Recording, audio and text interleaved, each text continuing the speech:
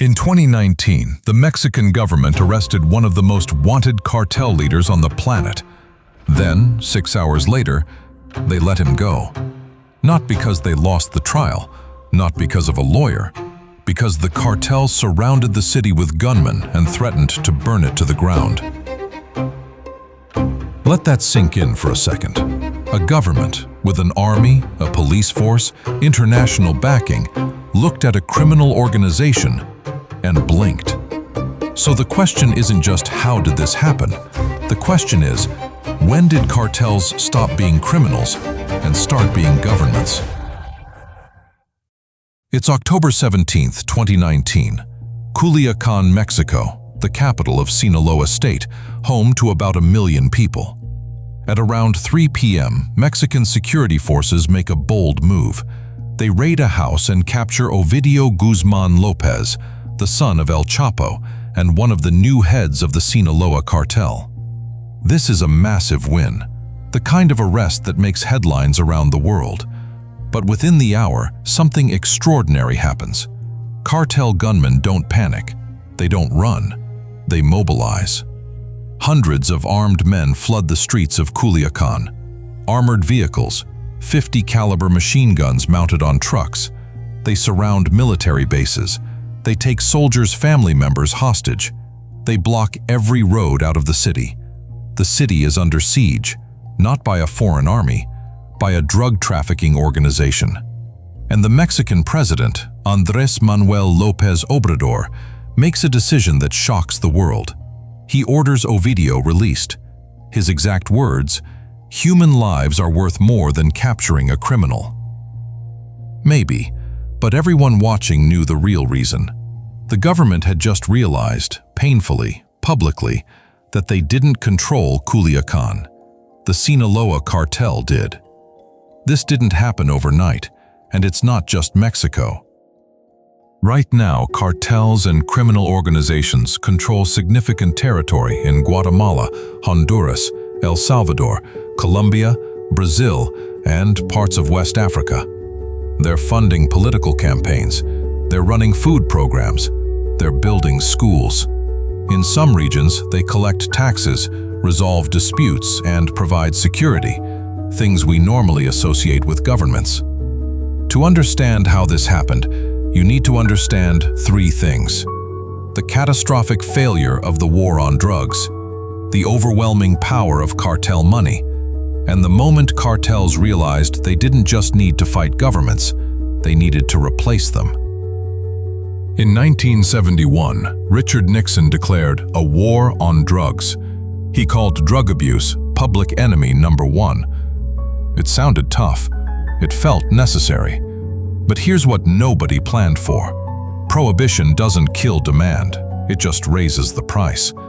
When you make something illegal that millions of people still want, you don't eliminate the market. You hand it to the most ruthless people willing to operate outside the law. In the 1970s and 80s, Colombian traffickers, men like Pablo Escobar, figured this out. Cocaine was flowing north to the United States at a scale nobody had seen. Escobar, at his peak, was making $60 million a day. Not a year, a day.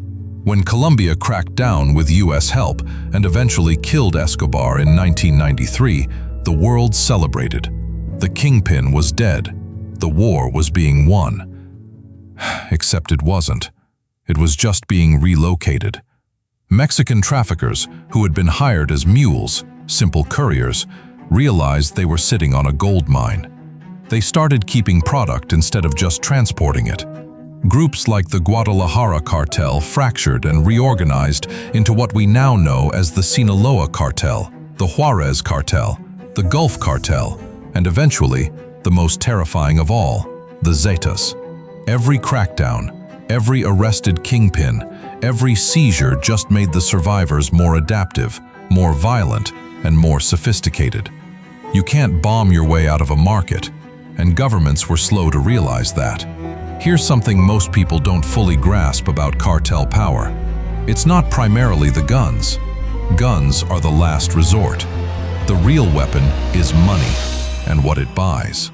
A Mexican police officer in a rural municipality might make $400 a month. A cartel recruiter can walk up to that same officer and offer $4,000 just to look the other way one night a week. That's a 10 times multiplier on their salary, to do almost nothing. What would you do? This is what's known as Plata o plomo, silver or lead. Take the bribe or take the bullet. It's not really a choice. It's coercion dressed up as a business deal. And it's not just low-level cops. Governors have been on cartel payrolls, judges, army generals. In 2019, Mexico's former defense secretary, a general named Salvador Cienfuegos, was arrested in Los Angeles on charges of helping the Beltran-Leyva cartel evade law enforcement. He was then sent back to Mexico under diplomatic pressure and promptly cleared of all charges. When you have enough money, you don't fight the system. You become the system. But here's where it gets truly unsettling. Modern cartels aren't just criminal enterprises anymore. They've evolved into something closer to parallel governments. In the Tierra Caliente region of Mexico, controlled largely by the Jalisco New Generation Cartel, or CJNG, they don't just run drugs, they tax farmers. They charge businesses a quota to operate. They build roads, they fix water systems. When COVID hit, they distributed food and hand sanitizer in their territories, branded with their logo. Think about that. A cartel doing pandemic relief with branding. In Brazil, gangs like the Comando Vermelho and Primero Comando da Capital control entire favelas in Rio and Sao Paulo. They set curfews, they prohibit domestic violence in their territory, and enforce it. They run community events. For millions of Brazilians living in those areas, the gang is the government. The state doesn't come there, the gang does. And when people's basic needs are met by a criminal organization, security, food, even dispute resolution, why would they cooperate with a distant, corrupt state that barely shows up? That's the strategic genius of it. Cartels figured out that legitimacy is more durable than fear.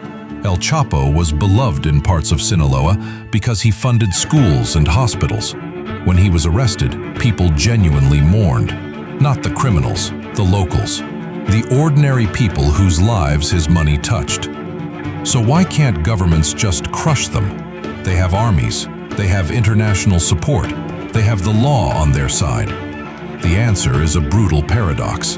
Every time a government cracks down, arrests a boss, kills a leader, seizes assets, it doesn't weaken the cartel, it fragments it. And fragmentation creates more competition. More competition creates more violence.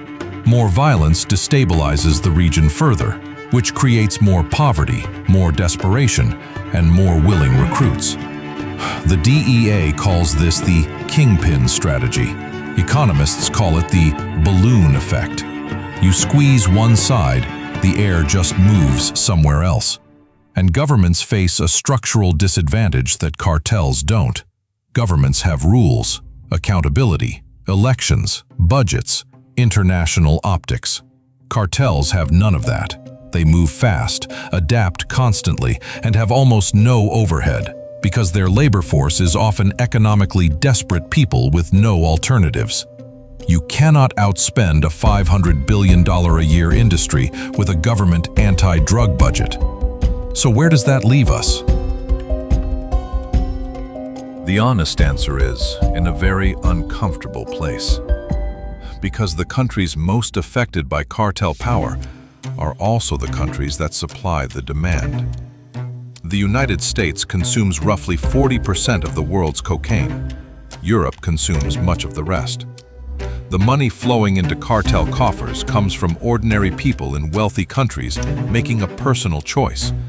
And the consequences fall hardest on communities in Latin America that never asked for any of this. Some experts argue the only real solution is decriminalization, taking the profit motive away entirely. Portugal did it with all drugs in 2001. Drug use went down, HIV rates dropped, overdoses fell, the criminal market shrank.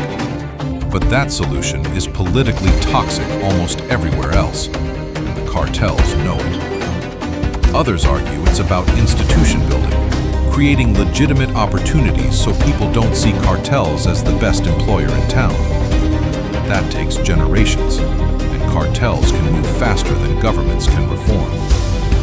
What happened in Culiacán in 2019 wasn't an anomaly. It was a preview. A glimpse of what happens when criminal organizations accumulate enough money, enough loyalty, and enough power that elected governments have to negotiate rather than command. The day a president let a criminal walk free wasn't a failure of one man. It was a failure of a 50-year strategy. A strategy built on the idea that you can imprison your way out of poverty, that you can shoot your way out of desperation, that you can wage war on human behavior and win. You can't. And until the world is honest about that, the cartels will keep running cities that governments pretend to control. If you want to understand where this goes next, subscribe. Because we're going to look at what's happening right now in Ecuador, where a cartel war has turned one of Latin America's safest countries into one of its most dangerous in under 5 years. I'll see you in the next one.